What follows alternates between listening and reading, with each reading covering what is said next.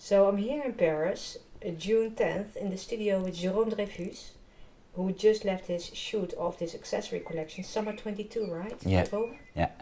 And we're going in conversation together on ethical luxury.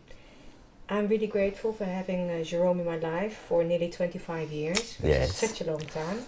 25 years of friendship, inspiration, and unconditional support. But I also, normally we would actually have like 25 years ago having had this interview in bed. Right now, life is far more busy for you because your company has flourished and tripled past year again into best-selling, and like you're the third best-selling accessory designer in nearly every big chain, which is so remarkable because you're an independent designer. Yes, we are. We try to. Yeah. And Jérôme, I also deeply admire you for your values that in the philosophy of your brand that you kicked off 19 years ago, next to celebrating next year your 20th anniversary. Yes. You are a trailblazer for ethical luxury and a strong defender of arts and crafts.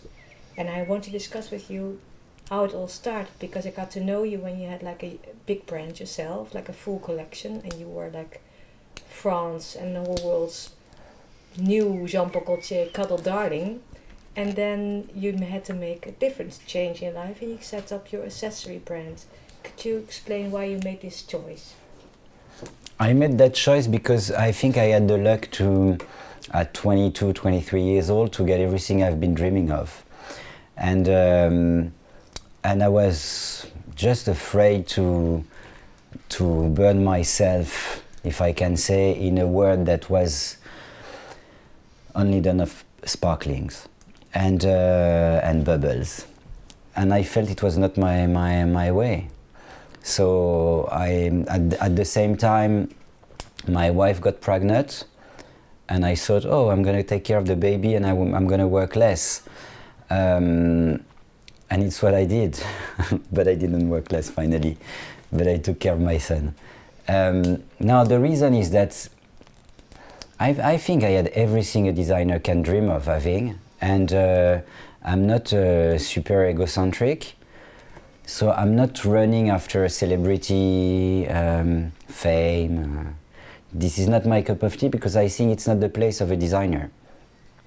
You know, the real heroes of our times are the doctors, the scientists, the biologists. We are just like art craftsmen trying to offer a beautiful product to people that are sensitive to it. And I do really think that the industry is at a place she should not be at.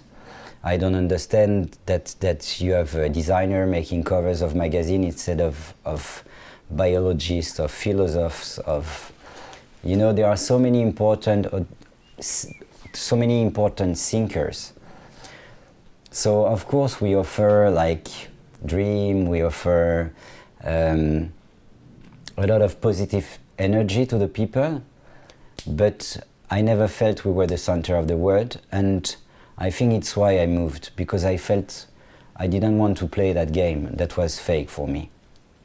It was a very early stage. It was really a big decision, a big shift. People expected also something different from you. You were also very young. You were what age then? 26? Why? 20, why? Yeah, 26, yeah. And it's really a big choice avant la lettre. Because currently, with the COVID, the pandemic, people are actually really discussing these values.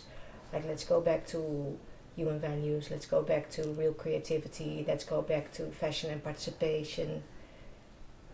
But you had this call very early. And you built with that. What did you envision on that moment in your life for your brand? Nothing. I was just following my way, I think. I always did that way, and I really do trust my feelings, so I just do what I feel. Sometimes I'm asking myself why I'm doing such a stupid thing, but I'm doing it. What because is a stupid thing? But it was quite stupid to live like that. I was super successful. I could have had a huge clothing brand, worldwide known, and that was something that was happening, and I I had the feeling that was not my way. I had the feeling that I didn't want it to lie to myself. And I was quite, how do you say, rassuré. You felt secure? Yeah, I felt more secure. Where I felt more secure to be nearest the art craftsmen, to have time to go in the factories, to work really close to the product, and to be able to keep going on with this rebel attitude was really funny to me as I was 26. You know, I've been told... against the stream. Yeah, I quite liked it. At the same time, Jérôme, I also think that you're talking about in the centerpiece of intuition, like the importance of intuition, because I feel intuition has been forgotten as an extremely important directive inner knowledge. But yeah, it's because we're eaten by the fact that everything is run by the commercial aspect of our job, which is not interesting at all, which make the collection so poor. It's today, how many collection you recognize without saying the name of the designer? I think I got enough of one hand to be able to count those houses. There are not so many, you know. The big houses are copying themselves, so I don't understand. I don't understand this lack of creativity. I don't understand this idea of going to the flea market, buying the pieces and remaking them the same. I don't understand. I'm just trying to follow my dream. My dream was to be a creator, a designer, and it makes me laugh as well. But my dream was to be able to offer something different, to offer what I am, and not to offer what people are waiting for you, what the market is waiting for you. So I think all that creativity has been killed in the beginning of this new century by the market. The collections in many houses are done by the marketing teams. It's not more and more so. More and more, and you see in the stores, in the magazines, everything look the same. And anyway, if you're not advertising and nobody's talking about you, in France, I'm saying, in America, it's the same. Is it really interesting that the journalists are just writing back the press releases? Because it's the case, we all know about it. And that's why the press is disappearing today, because people don't want to buy catalogs of big brands. So you also feel there's a lack of curiosity in our beautiful industry. About talking about the people that should be curious, there is no curiosity at all. I would love to introduce you to my work, and if you like it or if you don't like it, but if you have something interesting to say about it, I'm really happy about it. I just want to keep my freedom. This is the most important thing, to be able to be creative and to be able to be honest with myself, because it's the way I see the things, but it always depends where you're seeing it from. Some people did the opposite and succeed really well, and I'm really respectful about their success and their stories. But this was not my story. A lot of clients of yours might not even know these deeply fundamental values that you have installed in your brand. Like, I know many girls that love your brand and they live with your designs as if it's their best friend, because it organizes their life so swiftly. And at the same time they can maltreat their best friend, and it stays even with them because it's really high quality. Mm-hmm. But I'm not sure if they know about your ethical values behind. But recently I see you speak more about it. Yes, I'm starting to. Why did you speak about it less in the past? Because talking about the ecological ethic that we have in the company, this is something that is inherent to me. I always loved gardening, I always loved plants, I always talked to the trees, and everybody has always laughed at me about it. But the fact is that it's the way I am, so I've built my company that way. and all the people working there are now biking, and you know, because I'm kidding about it, but it's really important. There's a shift going on. And yeah, and I didn't want it to talk about it because I never wanted it to be an argue for the people to buy my bags. You know, I don't want to play that game of doing all that greenwashing that we are told today by mostly all the brands. You know, when you hear like the fast fashion brands that are saying that they're doing ecological clothing, I'm laughing. But we all know. And so I took the decision to talk because on the leather aspect, so many bullshits are said that I thought it was important to defend my supplier that are suffering a lot. Why are they suffering?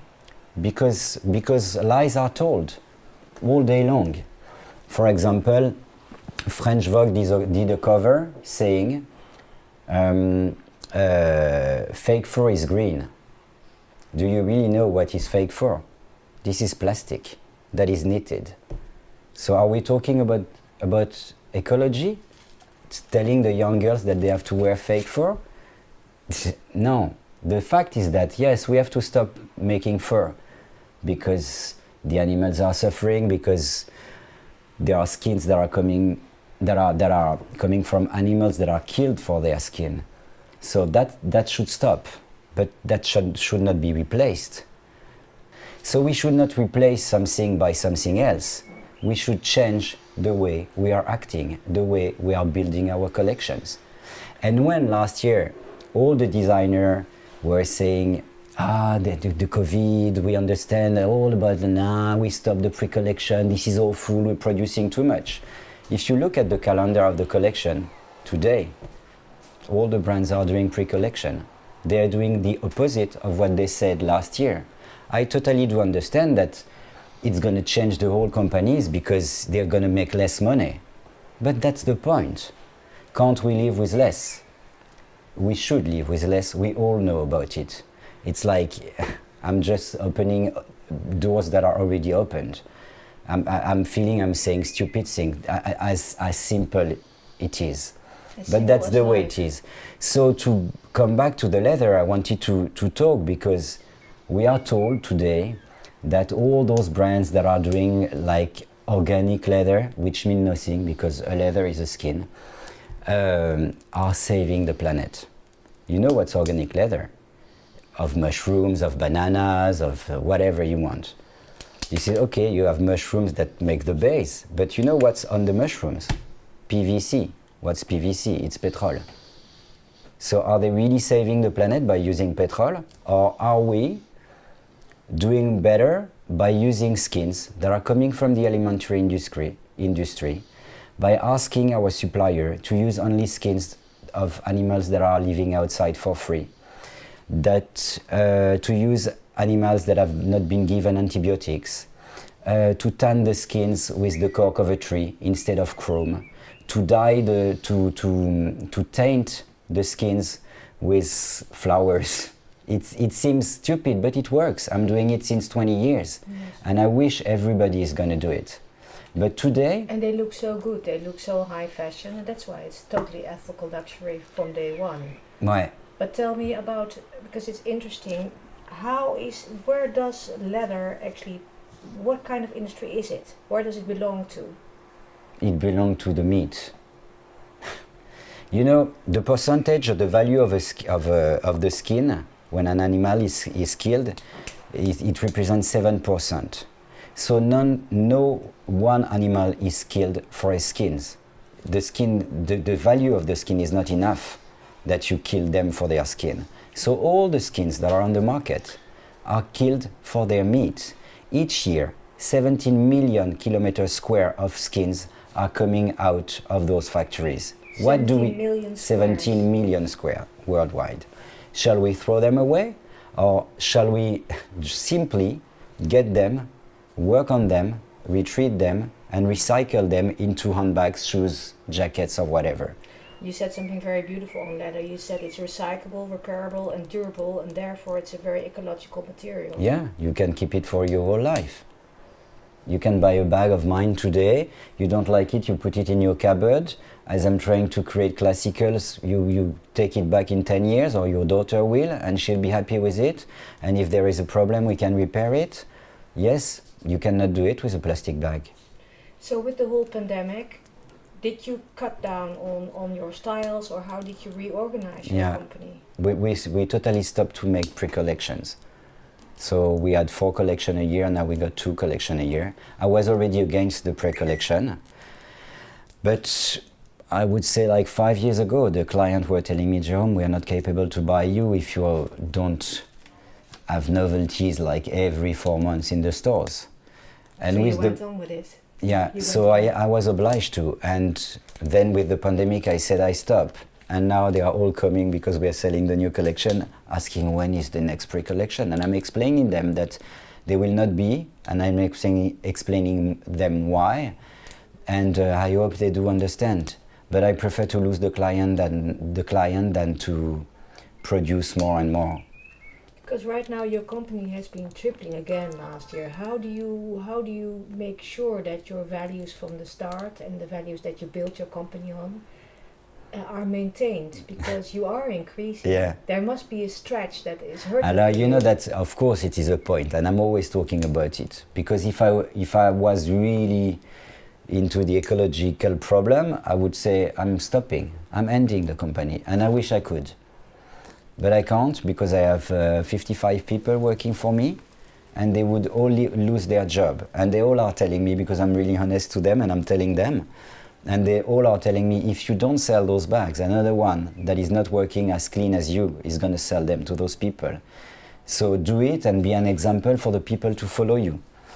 So it's what we are trying to do. But I have to say, and this is really important, I'm not trying to give any lessons, because what I've learned from the ecological problem is that there will never be one solution. There will be many micro solutions, and it's by doing those micro solutions that we're going to create less pollution, less emission of CO2. If everybody starts to do some vegetal tanning, then it's going to be a problem, because we're going to have to cut all the trees to get the cork of the trees. So it's like everything. There are many solutions. There are many solutions that still not exist and that will appear in the next 10 years, for sure. There are a lot of research that are done. But the first thing that is important is that the client understands that they have to buy less. So you have to offer them a better quality product that they can keep for years.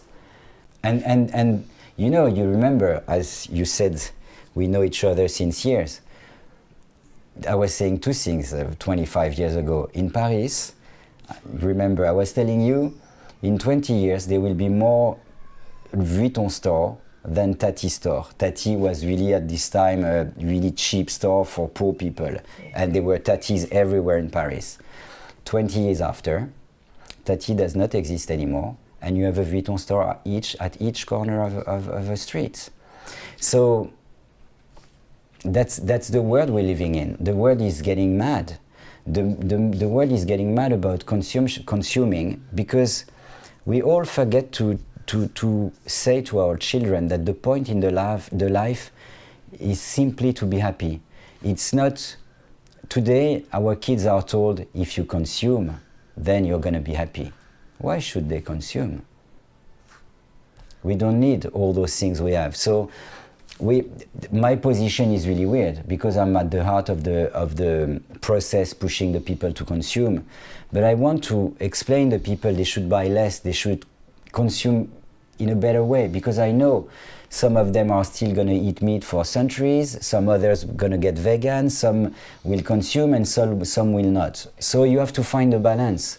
But at the same time, you have been defending arts and crafts in France also from day one, when you started to work with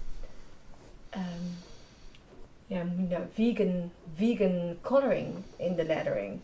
Can you tell something about it? Because that was remarkable. There were so many people out there in France nearly losing their jobs, nearly losing their craft. But as I started to work, I discovered, as it started to sell a lot, I basically discovered that I was using a lot of skins, so I felt a responsibility about it. So as I felt a responsibility, I started to be curious and to ask, what is it done with, blah, blah, blah. And I discovered it was only chemicals product. And I said, this is not possible, that's not the way I want to work. And by talking with my suppliers, I've been told that in the south of France, there were 2 little villages that were used to do vegetal tanning leathers, but they were almost dying. At that time, it's near Toulouse, Groyer and Mazamet. And at that time, I've been told by my supplier, you can try to work with those guys, but you know, they work from 10 to 12, and at 2 o'clock they are already drinking a pastis and they are all drunk. You're never going to succeed. So I went there and I met them and I said, listen, I need to see what you can do, blah, blah, blah. So of course at the beginning they were looking at me as I was coming from another planet, because they said, nah, it's never going to work. But by working and by getting their confidence, we got to a product that was saleable, and we started, and we had a lot of success with it. And it started first with 1 factory, and the cousin of the first one started again, and another one came to see me, and now there are 5 factories doing our leathers in those 2 villages.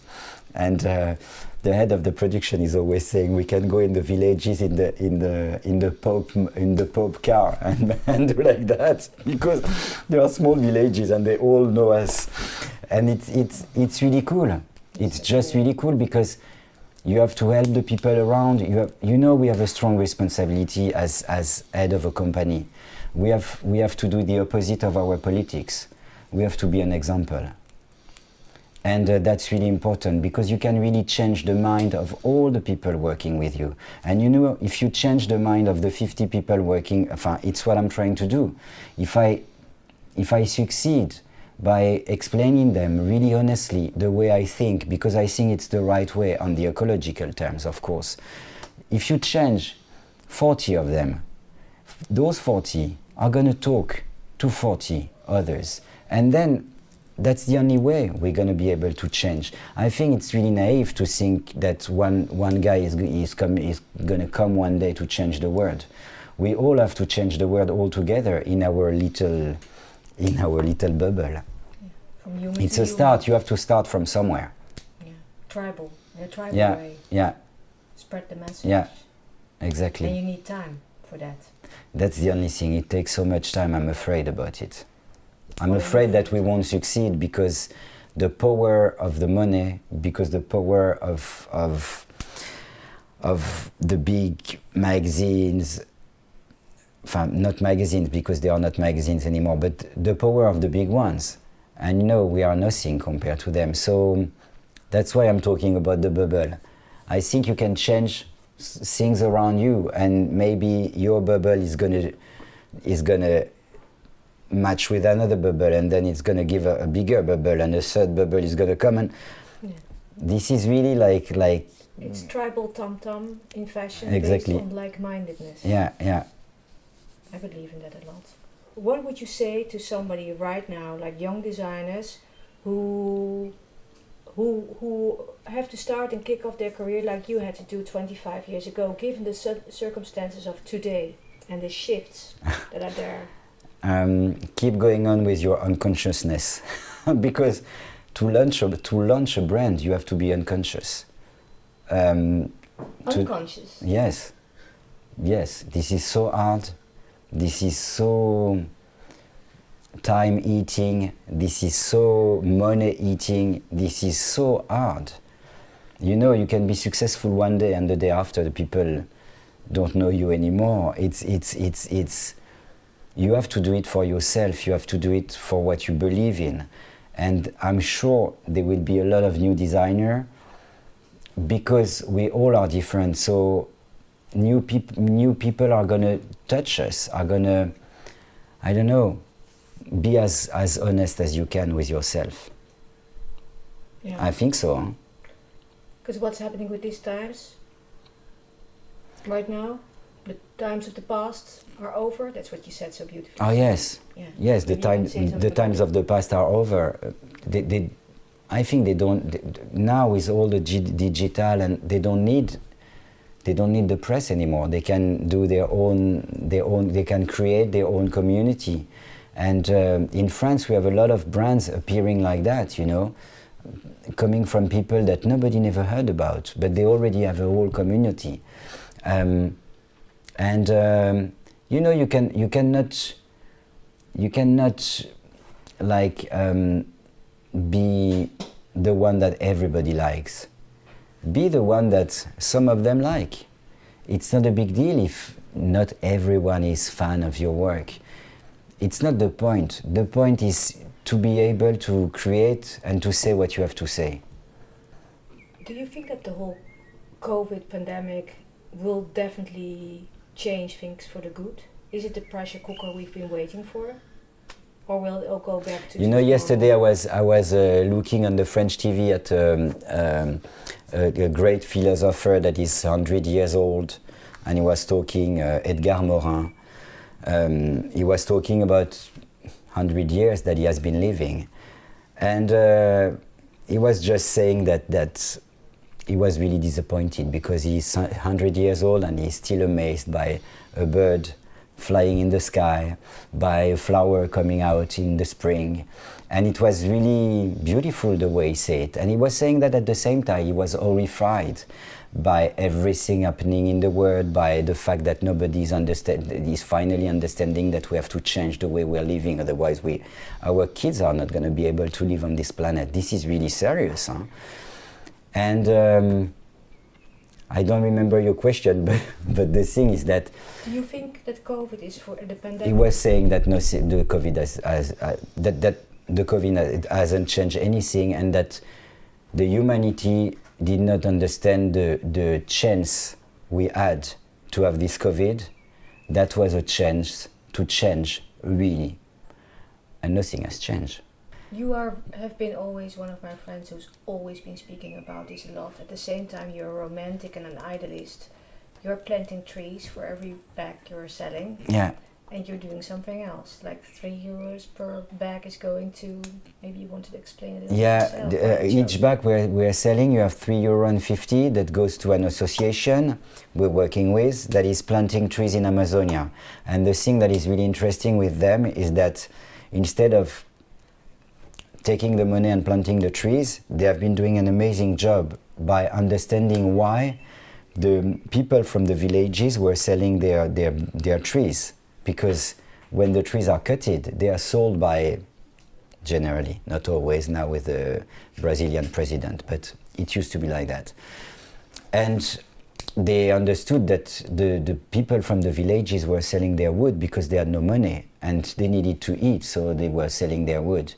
So we're going in those villages, we're putting some bees, we're teaching them how to do the meal, the honey. The honey. Sorry for my French accent.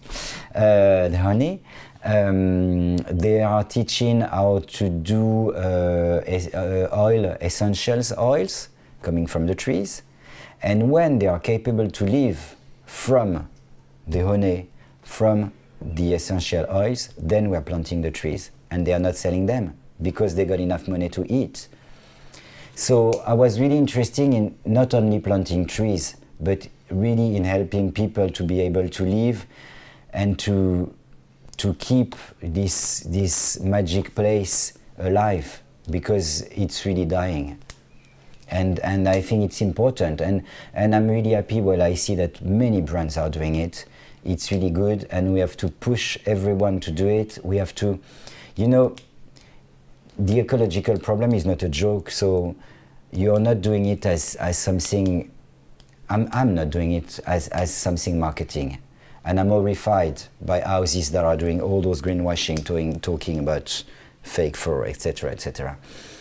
Because that should not be something that I only do. That should be something that everybody does, and it's starting. It's really interesting because the young generation is pushing us to change, and on that point, the new generation has really a strong impact on our business, because houses are obsessed by having young clients. You know, I'm told here, you know, our clients are really old. I'm like, how old are they? You know, they are more than 35. Then I'm laughing, because who at 18 can buy a bag of 900 euro. Apparently there are a lot of people. Bon, I don't believe in it, but all the brands are trying to get the young ones. So they are listening to them, which is really good. So it's changing, slowly, but it's changing. Not as fast as I would love to, but one more time. Do we have enough time? Hopefully, but you know, I take my example because it's the one I know. I cannot give any lesson to anyone. I'm creating a lot of CO2, I'm creating a lot of pollution just by shipping my bags worldwide. You know, so of course I'm trying to do as much train shipping as I can, but you know, when it goes to Australia, I must say it never goes by train. And the fact is that all those big boats are creating more pollution than the planes. So, you know, at the beginning we were like, oh, let's do everything by boat. But then when you're curious, as a solution, but when you're curious, then you discover it's creating so much pollution in the sea. So there are solutions now. You have new boats with comment on dit des voiles? Sails. With sails that exist, you know, like big containers that are, have you ever seen that? It's amazing. So it's coming, but slowly. Will we have time? I have to say no, we don't have time, but we have to try. Everybody. Yes, everybody. And specifically listening to the next generation. Yes. You know, you have to be close to the people to understand. And for example, we have one designer in France that has always been so good for it. It's Jean-Paul Gaultier. Jean-Paul Gaultier has always been a designer that wanted to understand the street, and that he gave us so many change. He showed us a way of changing the mentalities, a way of changing the world on the homosexual aspect. He has been doing so much for those people, and we all have to thank him, because it's unbelievable to think that in '92 in France it was still a disease to be an homosexual. Can you believe that? We are talking about, what, 30 years ago?